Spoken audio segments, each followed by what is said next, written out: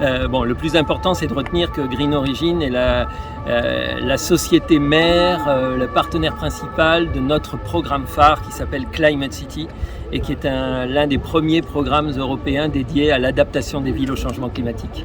Voilà, et qui est un sujet absolument fondamental pour l'avenir, transformer et adapter les villes en fonction des enjeux climatiques. Et peut-être que vous le savez, mais les villes, ce sont 3% de la surface du globe et 70% des émissions de gaz à effet de serre. Les villes sont à la fois victimes et responsables du changement climatique, et donc il y a un enjeu majeur pour notre avenir, au-delà de penser au changement climatique global, c'est d'arriver à travailler de manière chirurgicale sur l'adaptation des villes au changement climatique, et c'est la vocation de Climate City. On a créé cette société, ce programme Climate City en 2015. On l'a créé après avoir été primé lors de la COP21.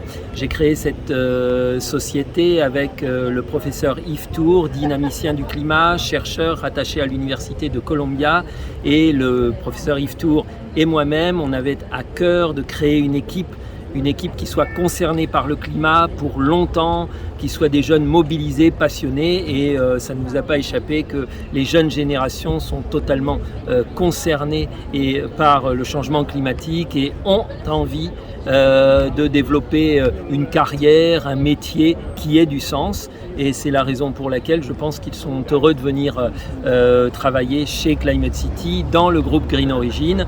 Et la plupart des jeunes qui sont avec nous sont des ingénieurs, des experts spécialistes des sciences de l'atmosphère, des spécialistes du numérique, tous les acteurs qui nous permettent de développer les solutions qu'on va proposer aux villes et aux acteurs privés qui développent les villes pour le futur.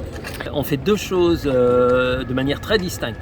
La première, c'est qu'on utilise toutes les données déjà existantes, toutes les données climatiques, météorologiques, venant des satellites, venant des réseaux sols. On utilise toutes ces données et on les transforme à travers des algorithmes pour que ces données nous permettent de créer des indices, des modèles liés aux risques climatiques à micro-échelle urbaine, c'est-à-dire qu'on prend toutes ces informations pour ensuite anticiper un risque climatique à l'échelle d'un quartier, et que comme ça, quartier par quartier, on ait une connaissance profonde du risque climatique pour la ville et qu'on puisse adapter la ville à l'avenir. Ça, c'est le premier enjeu.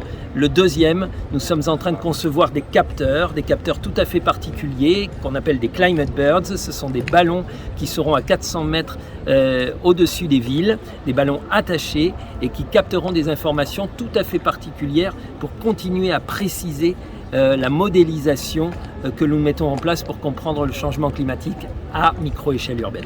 On ouvre un établissement secondaire en région Provence-Alpes-Côte d'Azur pour plusieurs raisons. La première raison, c'est parce que nous avons des partenaires clés dans votre région, et que nous voulons nous rapprocher de ces partenaires, des partenaires qui nous aident à développer des technologies pour exploiter nos ballons, pour exploiter nos capteurs, nos systèmes de mesure. Donc ça, c'est la première raison. La deuxième raison, vous êtes une région magnifique avec des enjeux extraordinaires sur le plan climatique.